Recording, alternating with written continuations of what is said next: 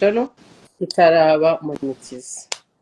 Yitwa Love Win, iyo channel mugende mukore subscribe kenshi zanyu kugira ngo ibe monetize, ubundi duhite tubashyiraho iyo filime.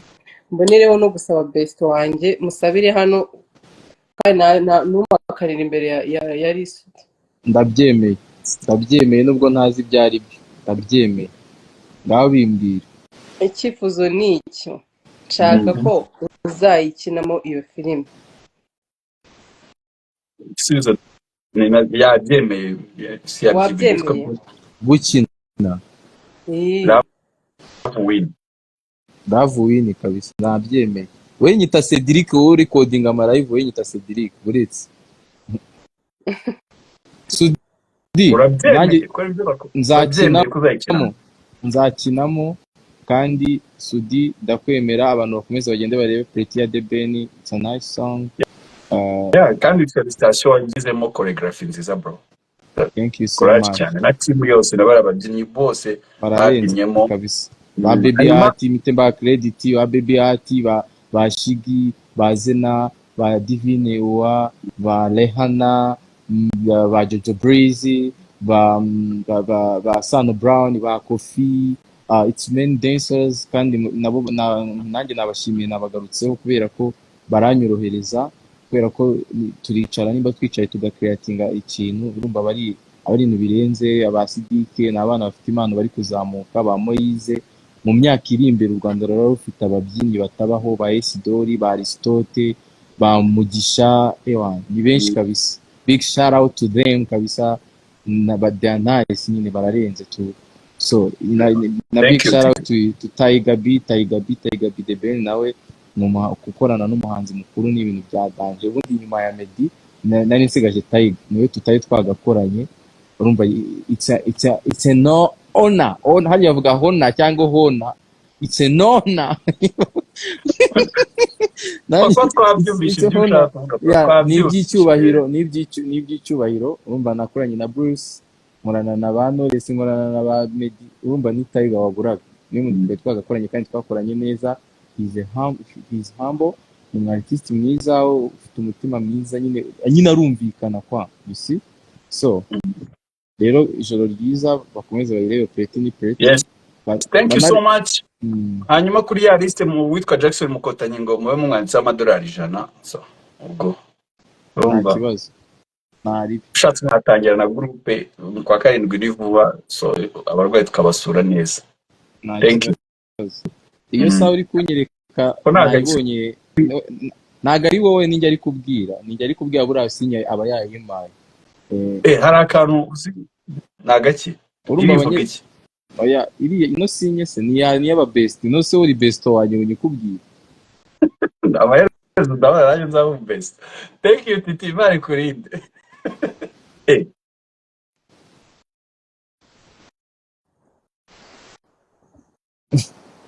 Ai mimi namukoze bitari seri ariko ta.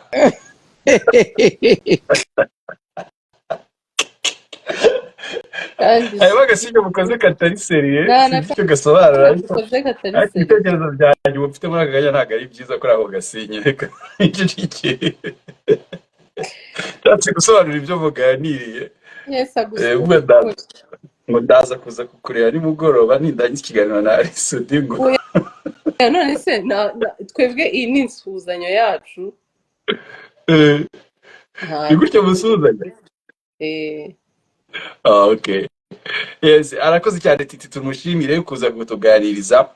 Twizere ko Imana izabafasha ibyo mwifuza, yaba beso, yaba urukundo, yaba urugo, yaba iki bizaterwa namwe icyo muyisaba bizakibahe kandi kizagende neza cyane. Thank you so much Titi. Hanyuma uwitwa Because 0202 umunsi bakorera space yo gutegura ubukwe bwawe na Titi, byari ibya seri cyangwa karagatwiko? Yes, spaces. Ntabwo mbizi, ni ikibazo cy'umuntu ukurikirana. Sorry? Ntabwo ndi kubyibuke, iyo space ntabwo ndi kwibuka pe. Hanyuma Adolphe Rubangura mutubariza igihe azatwerekera Sheri. nidukora ubukwe. nimukora ubukwe nibwo azaboneka she.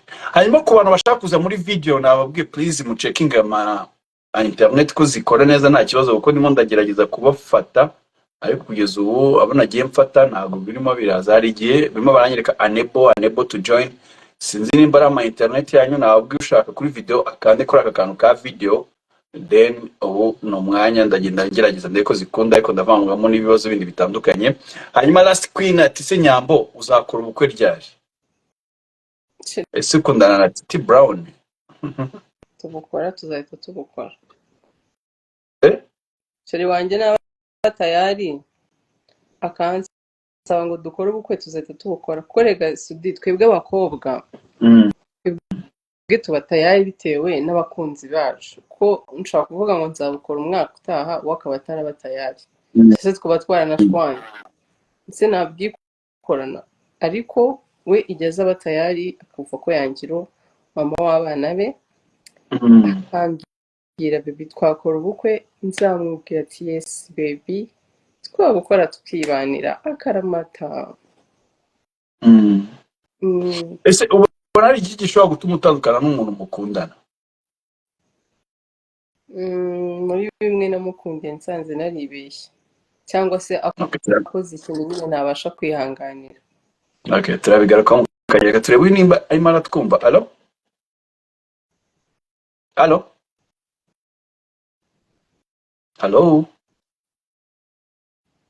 Shobora kuba atatwumvaga Umutoni. Hari igihe nimba bari internet. Hanyuma ibintu umuntu agomba kwirinda nyine ibyo bintu ubu mwatandukana, ni ibihe watandukana n'umukunzi wawe? Ni ibihe wumva ko byatuma mutandukana? Ikintu cyatuma ntandukana n'umukunzi wanjye cya mbere ni uko nyine yaba atanyubaha cyangwa batanyubahisha. Cya kabiri ni uko yaba ari umunebwe nyine, ubona ari wa muntu nyine udashaka gukora, ari wa muntu uri aho nyine uwo muntu nyine nta terambere mushobora kugirana. Ikindi ni uko yaba atubaha Imana. Umva ari ibyo. Atubaha Imana. Adakunda. Okay. Ya, cyangwa se ati ari umutemeramana. Umutemeramana. Usengera muri idini? Restoration Church. Restoration Church. Okay. Ubwo agomba kuba ari muri Restoration se? Cyangwa ntago nyine ndi kuvuga n'ushingiye ku idini. Agomba kuba yubaha Imana, akunda Imana. Ibindi nibyo. Yaba ari umuyisilamu, yaba ari umudive, yaba ari ibyo nta kibikubwiye. Yeah. No. Okay. Allo? Hano mfite abantu benshi cyane ariko bose sinzi ibibazo. Allo? Yeah, witwa nduri hehe? Allo. Muri Amerika muwe mugi? USA. Solex. Bita Solex. Yubayemo cyane. Nyambo, wa mu diaspora unakubwiye mu byayishu arabonetse. Uwo muntu ushatse yitiye umugore ukaba urwangiye gusoza isezerano. Usanze ifitiye umugore nk'ubwo. Umugore utaganira nawe yaba ari ikibazo. Atazi kuganira umugore byaba ari ikibazo. Jiste. Ushaka koza ikinyama. Preza.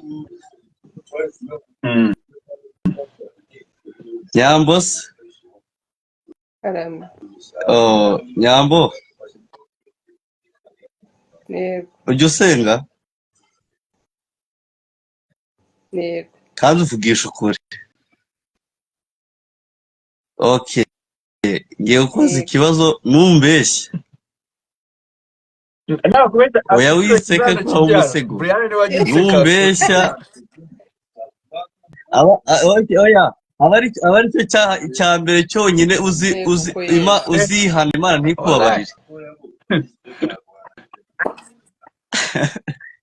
oya ugiye ngenca kumbaza oya siko nyambo ntacyo yakina nari filime twihute nambwire yego byazo cyangwa amahirwe we. n'abandi. Okay, okay, ngaho mbwira wowe na turakundana Titi murakundana ntabwo mukundana? Ese urashaka ibiki ko Oya yagusubije? atari besto apana nagusubije besto. wambajije njyewe na Titi turakundana nagusubije yego Apana oya ikibazo cyari kimwe wasubijwe apana besto. Jise thank hari you ikindi kibazo ufite ngo amahirwe ya nyuma, ikindi kibazo kimwe. Uribandi rero amahirwe ya nyuma. Oh ese oya okay wowe na Titi nk'ubu nk'umuntu like muvuga ko muri aba best. Kandi njye ntabwo njya mbyemera pe, njye ndi umuntu uzi guhanga, ntabwo njya mbyemera ko mudakundana. Murakundana ntabwo muri aba best. Ikibazo muba umuntu wenda turabafana tuba dushaka kumenya ukuri, erega niba ari nubwo nakundana n'umuntu abashigikira mu bintazi, ariko abantu bazageraho bakarambirwa wowe ujya ubona kuba best nawe kandi wenda mubihisha mukundana mujya mubona nta kintu kizabangamira ku bantu b'abandi. Wowe ushaka iki? Ushaka ko dukundana cyangwa wowe genda usengera icyo ushaka? Okay oya ahubwo ngiye nagisenge ahubwo unakunda yengewe byabaye sawa kuko ngewe ewana nabashigikira. Wowe byumvisha Imana gusubiza neza ati Imana izagusubiza. Nose ko hari icyo ushaka. Oya mu kanya Tita amaze no kubishyira hanze ngo kuri ku mutima bazajya gusura abarwayi. Sawa Kristo urakoze cyane. Kubera ko rero wabonye ko mu mutima yatwariza abantu muri sawa. Alright. Arakoze Juste muri Solex iri muri Utah. Hari undi turi kumwe ko sinzi irimo maranyumva. Allo? Yes, bite witwa nduragana he? Yo ni Diaspora Official Brussels. Izina ryawe inshuti nta muntu witwa Diaspora Brussels uba. Okay, that's why no kwera ariyo konte nyine nkoresha ni zite konte mba mbibona konte abantu bashyiraho ibintu bitandukanye. Ariko izina niryo dushaka. Witwa ni Lavi bite? Ni sawa. Kandi thank you nkunda kubona account yawe ukunda gusharinga ibintu by'u Rwanda, muziki, ibintu bijyanye n'abanyarwanda bera Belgique. Keep it up, ni ibintu byiza cyane. Hanyuma Inyambo urashaka kumubwira iki uyu munsi? First of all, ikintu cya mbere ngiye nshaka kumubwira like it's like hashize igihe kinini nta trending kandi dufite y'abantu twavuga ko bari mu rukundo byaba ari byo cyangwa atari byo muri showbiz mu Rwanda byerukaga kera. Okay, ikintu cya mbere ngiye nshaka nicyo cya mbere amahirwe bafite okay bayabyaza umusaruro byaba ari byo cyangwa bitari byo kuko bactinga like nka cup. Iki kibazo cya mbere nshaka kumubaza okay aho yabere best friend na Titi nkuko babyita ni icyabona byahinduye kuri Titi.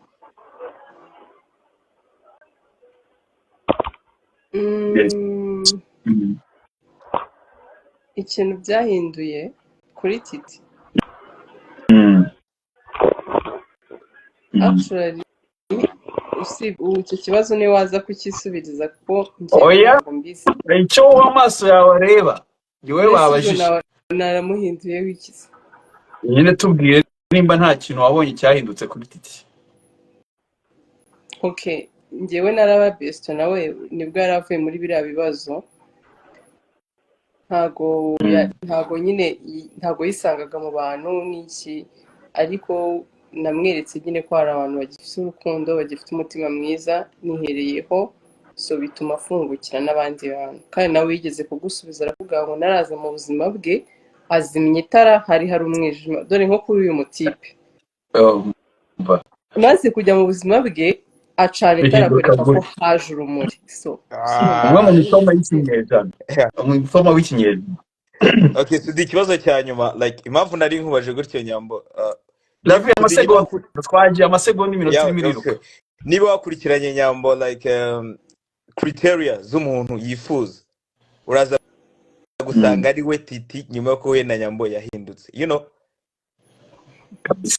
yeah Njye ntabyo so nahakanyerega, ikibazo niba ntabwo ari yeah ciao sawa Lavi, Imana ikurinde. yeah twese Arakoze cyane Lavi.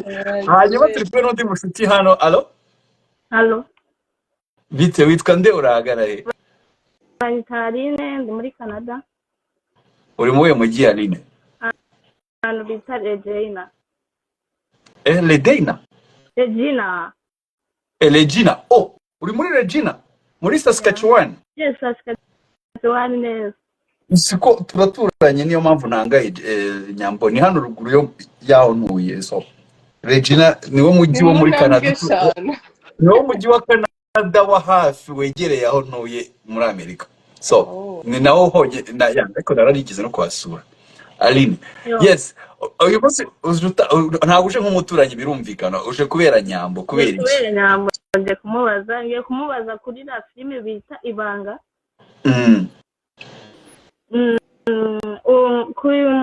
Kuri ikibazo mfite kuri Papa Niyore wabyaye Kiramani na Niyore. Nyine ni umugabo yarabataye, Mama Niyore nyine ajya kuba mu cyaro. Uriya mugabo aracyabaho kutajya umwerekana, sinzi nyine nicyo kibazo nari urumva Mama Niyore yafashwe ku ngufu baramwirukana, uwo mugabo nawe aburirwa irengero nyuma ako kano kanya turamenya ngo ari hehe. Okay. Nyine afite filime nziza, iriya filime ndayikunda, ndayikurikirana cyane. Ni icyo kibazo nari mfite kubera ko hari ukuntu umuntu ajya abona story akabona nyine hari ahantu nyine ibintu bisa. Niyo mpamvu nari kugira ngo baze Urakoze cyane Aline, kandi bigaragaza ko ukurikira. Imana ikurinde. Sawa, murakoze. Nsuriza abantu bo muri Saskatchewan no muri Regina gihari. Yes. Hanyuma tutumve umushuti hano, nawe sinzi niba Imana twumva. Alo? Nanjye ndabakurikiye. Umusatsi gusa.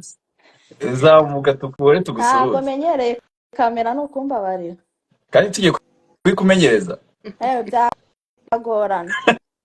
Witwa ndurahagana he? Turavugana ndi Belgique, nanjye nje kubera Nyambo.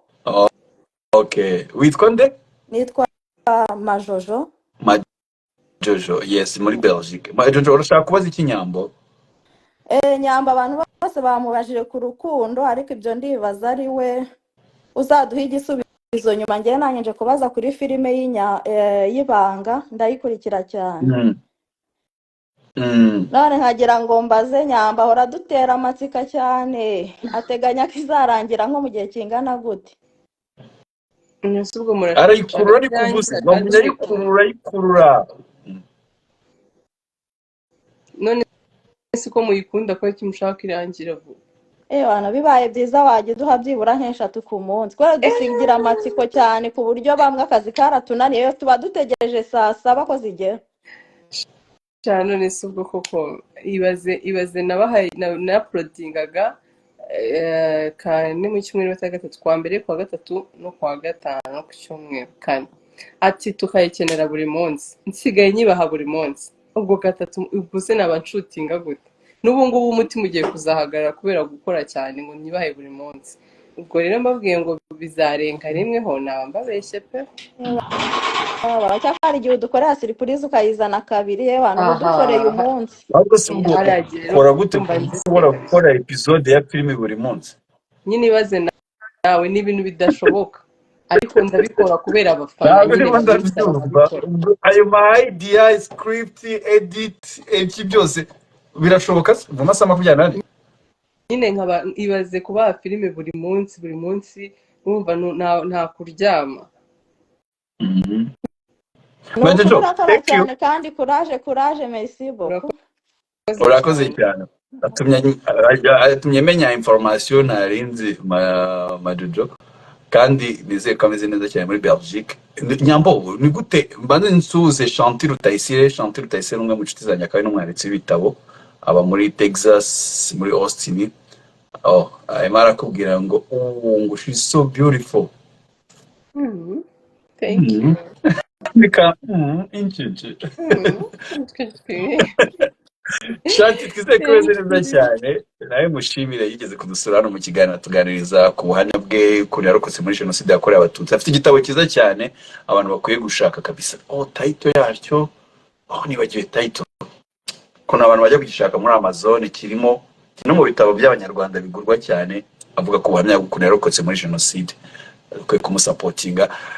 Shanti please nyibutsa title y'igitabo, ndaza kwishakisha ariko yinyibutse nongeye nyibutsa abantu bagenda kugishaka kabisa. Titi rero umuntu apfa kukuvuga aba yakaniye niba uhise umusubiza. Yakwereka ni umugabo mwiza Titi, nabibonye. Thank you so much Shanti. Isanyereza kandi nayipininga commentaire cyitwa A Smile After Tears. It's nayipininze isijya message ye kugira ngo abantu bajye kugishaka. Igitabo cyitwa A Smile After Tears, mujye muri Amazon mukirebemo mu supporting tuniga, ariko harimo amateka, harimo uko yarokotse jenoside mu ntara y'amajyepfo yabaga mu cyahoze ari Butare. Kandi thank you ko waradusuye mu kiganiro Shanti. Ubwo rero ngo haye inshuti nshyashya yitwa Nyambo, nta kundi uzamushyire muri filime, nawe ni mwiza Shanti, mwakina filime yanayikina buriya. Iki gitabo mukagishyira muri filime, si byo bibaho? Yes. Nyambo kadukomeze, ndimo ndagerageza gufata abandi bantu bifuza kukubaza ibibazo, ntabwo birimo birabakundira, ariko ndagumya ngerageze mbivange nabohereje ibindi by'ubutumwa bugufi, none nanjye kirimo ngarure ku byanjye by'amatsiko nabyo mfite hano bitari bikeya. Yitwa Last Queen. Nyambo ndagukunda and you looking good. Itakohereza udutima. Mbibutse ko abantu ibibazo nababwiye ntabwo nsoma ibibazo byo muri comment cyangwa byo muri reaction, ugomba gucisha hari ahantu hari akabazo imbere yawe ukandikaho ikibazo ushaka kumubaza, ubundi akikubariza. Hanyuma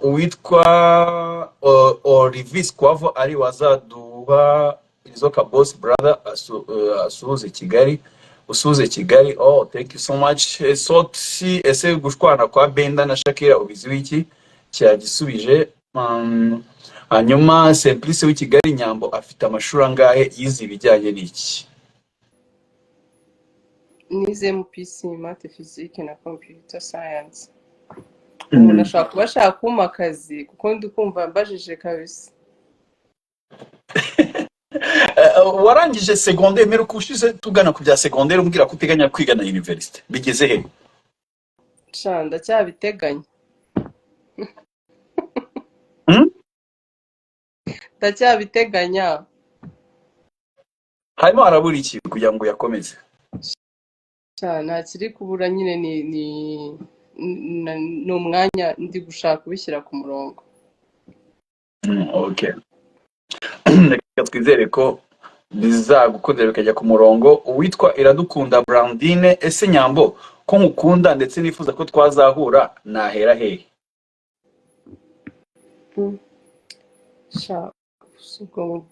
Nabwira ngo twazahura utera, ubwo yazanyandikira inbox kuri Instagram twareba ko byakunda. Kubaza ikibazo gitangaje numva uko gisubiza. Yitwa Kamara Janvier, arabajije ati kubera iki wahisemo gukundana na Titi, nta bandi bahungu bahari? Kubera iki nahisemo kuba inshuti magara ya Titi ahubwo? Ntabwo ari ku ikibazo kirababaza, kubera iki wahisemo gukundana na Titi, nta bandi bahungu bahari? Gukundana se gute? Njye ntabwo ndi girlfriend wa Titi, ndi inshuti ye. Kandi kugira ngo umuntu abe inshuti ufite ibyo ugenderaho kugira ngo umuntu urebeka akwiye kuba inshuti yawe. Ibyo rero ntabwo wumve filozofi y'iki kibazo kanyijyanishe mu buryo ushaka ko kubyumvamo. Kubera icyo wahisemo kuba inshuti magara na Titi, nta bandi bahungu bahari bo kuba inshuti magara nabo? Abo bahungu rero nasanze kugira ngo umuntu abe inshuti yanjye icyo bisaba ntacyo bafite. Thank you. Impamvu nari nkikubajije nuko kirimo ignorance. Ni nkaho umuntu aba yumva gukundana na Titi we Titi atari important person ku buryo wamunegirije gutyo ngo nta bandi. Ni ikibazo numva kirimo ignorance, niyo mpamvu ndashaka numva uburyo gisubiza. Janvier ntabwo ari ukubabaza abahungu bose ikibazo rero buriya bakubiye muri titi ni titi nabonye kabisa n'abandi nta nabo nzi ugiye kumera nka story igeze kera muri showbiz nkiba mu Rwanda. Hari umukobwa umwe ukomeye mu Rwanda ngo wigeze gukunda umuhanzi umwe mu Rwanda, arangira aravuga ngo ariko ni story zo ku mihanda ngo yaravuze ngo mu Rwanda ngo nta bandi bahungu bahaba ngo haba umuhungu umuhungu yitwaga Kitoko bibarwa, sinzi muzi Kitoko. Ni abakobwa baramukunze ngo umukobwa aravuga ati nta bandi bahungu baba mu Rwanda, haba umuhungu umwe wenyine ni Kitoko. N'uyu munsi turacyahoraga muserereza ngo ni wowe muhungu, kuko babonaga twese batoraga turi abakobwa buriya ariko turi abahungu badashoboye. Hanyuma ugomba kubona ari uwa mbere. uretse ko iyi story yaryoha nkubwiye uwo mukobwa wawe, ariko ntabwo ndi uwo mukobwa nzamukubwira ku ruhande. Mukubwiye uwo ari we nibwo story yahita iryoha kurushaho, wahita uvuga ubu na n'ubu se baracyari kumwe. oya ntabwo umukobwa yakundanaga na Kitoko, nta nubwo urukundo rwabo rwapfa rugushoboka. Yaramukundaga. Bari umukobwa udasanzwe, ntabwo byashoboka ko yakundana na Kitoko. Ariko ubu ngubu nta nubwo akiri n'umukobwa, kugira ngo ubyumve kurushaho, yabaye mudamu. kugira ngo story irushaho kugutera amatsiko y'uko uzanyandikira uyimbaza. Muri live irarangira mu kanya. Yes. Hanyuma ntabwo akiri umukobwa, asigaye ari umugore afite n'abana. Hanyuma Karake Peaceful Jancy Titi Brown abaye ngo A hakaza abaye A hakaza undi Titi Brown B, kandi akaza bafite quality zimwe plus ubukwe wahitamo undi. Ubukwe kandi njye mfite umukunzi. Ngo Titi Brown abaye A harimo philosophy nyinshi muri iki kibazo cya Fulgence. Babaye A. Okay. Ariko urumva nibyo ahantu abyiciye ni ugushyiramo ibintu by'ubukwe. Njye mfite umukunzi. Titi ntabwo nyine ngereyo ngo tuteganya kuvuga ngo tuzakorana ubukwe. Kandi uwo mfite nawe character afite, umukunzi mfite character afite, nazo nyine ndazikunda, turahuza. Ubwo rero Nyambo bwa mbere wakundanye n'umuhungu hari ryari? Ari kera kabisa. Ni hari nko mu wuhe mwaka? Hari nka 2014 gutyo. 2014 ufite imyaka ingahe? Nari umwana, ndi umunyeshuri, nkundana n'umuhungu, mana yanjye we, mbanza no kumwangira, mbona ndi umwana, ariko arambwira njyewe ntago nkukunze byo kugira ngo wangirize cyangwa se nkwicira amasomo, nkukunze byo kugira ngo nzakugire umugore. Ibaze ko twatandukanye igihe cyo kungira umugore kigeze sha. Wari ufite imyaka ingahe umukundana ubu? Nifite imyaka nka 10 n'ingahe sura. Mikeya kabisa. Ni 4 ni 3 ni 4 gutyo. 13. Ubwo wowe yari afite ingahe? Yari afite nka 19, kuko we ibaze ko njye nigaga, twakundanye niga niba ari mu wa kabiri niba ari mu wa gatatu secondaire. Ngo yararangije kwiga. Yararangije. None mutandukana igihe cy'ubukwe kigeze? Urukundo yari yarambwiye ninsoza kwiga tuzabana. Sha mukunda risi, urukundo rwa mbere ruraryoha. Wowa ego Yesu. None yarankundiye ibintu yansezeranyije, arabyubahiriza. Nsoje kwiga rero nyine icyo cyagiye nyine narambwiye ngo azangira umugore, aba aribwo dushwana. Imyaka ingahe dukunda secondaire. Ni wa wundi wigeze kumbwira story wafashe yaguca inyuma mu rugo Ikibungo? Yego sha. Yarambwiraga ngo ntabwo urumva ngo ngiye sinza ngo ntabwo nzagusaba ngo turyamane, uracyari mutoya, ntabwo twagira ngo utararangiza kwiga, nta nubwo nzaguca inyuma. Kumbi yari afite ahandi hantu ajya kubikura. Abahungu we kuri bari baramwangiye nyine. Ariko ari umubineri, sinzi impamvu ahubwo yagutinyutse, ntabwo wagira. Nari umwana sha, nari umwana. Iyo babimenya ntibari kumufunga se ubwo ahubwo. None se ko atambangamiraga, ntabwo yagiye anyicira usko ku rundi ruhande yari ameze nka musaza wanjye cyangwa nka papa wanjye. Gusa iyo natsindwaga ku ishuri, tuvuge niba nk'igihembwe cya mbere narabaye nk'uwa kabiri nkagira amanota, iyo igihembwe cya gatatu nazaga amanota aragabanuka, twarashwanaga nkavuga si umuntu ubundi ni papa cyangwa umukunzi wanjye, nkabona yabigize fayiti. basi nagize kuvuga ngo hariya bagutumaga n'umubyeyi ukamuzana. Oya nanone oya se. Ubwo se n'iki nari kuba nakoze byatuma umwana umubyeyi? Nyuma ye ubwo mwatandukanye hari mu wuhe mwaka hariya? Ntabwo nibuka neza story. Twatandukanye urumva nsoje 2018. 2018 Kwa cumi uza n'abiri. gukundana nande nyuma yaho? Waje guhura nande? Sha ntabwo nahise nkundana kuko nari nkomeretse bihagije. Nongeye Rero gukundana kumvikana. nongeye gukundana 2020. Yeah, ukundana nande? Ntabwo muzi nese undi musore. Yitwa nde? Ntabwo aba muri showbiz. Ntabwo nese ntabwo mvuye nshaka kumentioninga amazina y'abantu hano kuko ntabwo baba muri showbiz. Mwaje gutandukana nawe? Nawe twaje gutandukana. Muri ryari mu wuhe mwaka? Twatandukanye 2021. Umwaka umwe? Ariko wenyine ni ibintu tutumvikanyeho, ntabwo byari Ni wowe ikibazo ngo byavuyeho? depression. Ni wowe byavuyeho tu? Ni njye byavuyeho oya, ntabwo ari njye byavuyeho.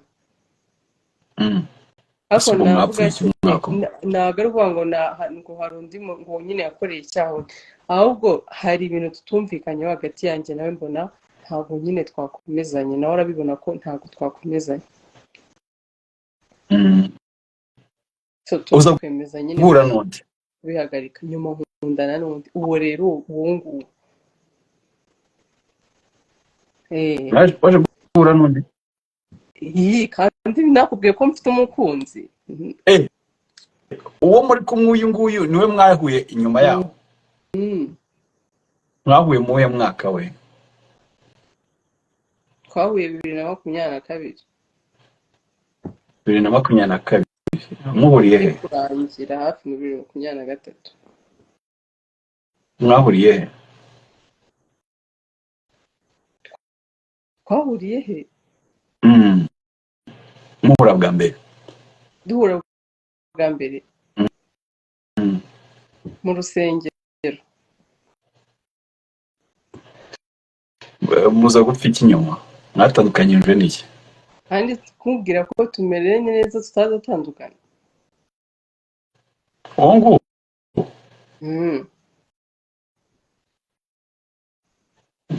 2022 irangira? Okay. Ninde mwahuye muri 2023? Aho ndese Amukunzi urimo? ubu nakundanye na 2022 irangira, habura nk'iminsi nk'ingahe ngo twinjire muri 2023. Niwe ndi kukubwira nyine njye nawe turi kumwe. Okay. Ahise ngo niwande mwahuriye kwa Teta. Byanze gufata. Yanjye ndaye yanze gufata. Aha. Uyu muri gusubiza ibibazo wanze wabibanje kubikorera tizi. Ahubwo ibyifuzo byanyu mugende mubyereke Imana kuko ndumva ari mubishaka pe muri benshi kabisa, mubisengere. Nakomba nagize abakunzi banyu namwe muzampa igikombe cy'uko ntako ntagize.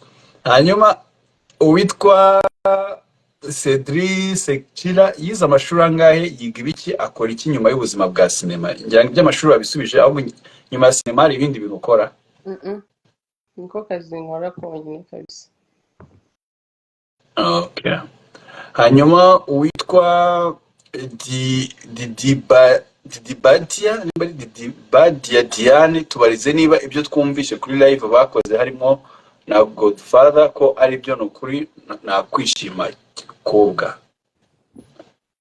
yego ariko baza hari live mwabyemejemo